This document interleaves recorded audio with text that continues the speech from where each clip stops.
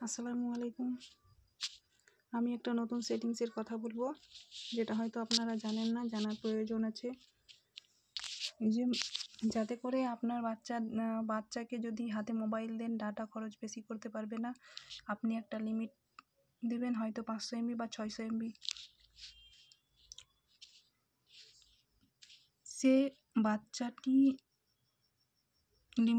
Limit cross করে ও দেখতে পারবে না। তাহলে এই সেটিংসটি দেখিয়ে দিই আপনাদের। সেটিংসটি হলো, এই যে ডাটা চেপে ধরতে হবে, দিয়ে এই সেটিংস আবার ভেতরে গিয়ে